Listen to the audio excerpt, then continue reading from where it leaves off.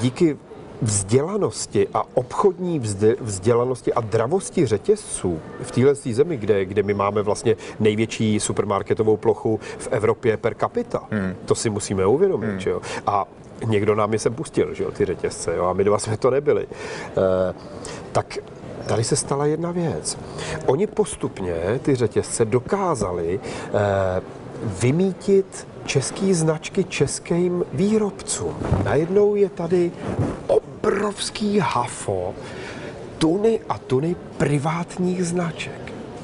Geniální biznis, až když jsem to zpětně teďko celý pochopil, protože já vám budu dodávat, já se jmenuji Vaněk a celý život vyrábím pod svým jménem tuhle tu skleničku vody a vám ji prodám jako Vaňkovici nebo Vaňkovku, je mi to fuk, jo.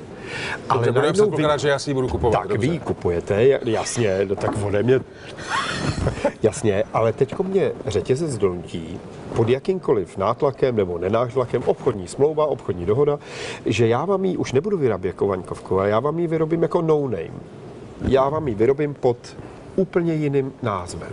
A najednou já přestávám existovat. Ano. A jenom kvůli tomu, aby vy jste ten svůj produkt mohl mít v tom supermarketu. Jasně, jasně, protože čím jsem větší, tím mám větší zodpovědnost za lidi, za výrobu, za všechno. To je průser, obrovský, že jo, čím jsem větší.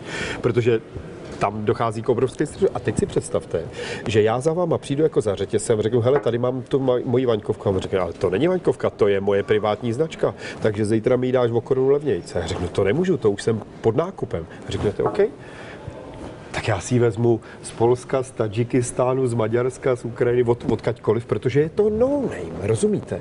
My jsme ztratili svoje české značky tak. A vyhraje to jenom ten, kdo dokáže zpátky prodrat svoji značku do řetězců. Tak,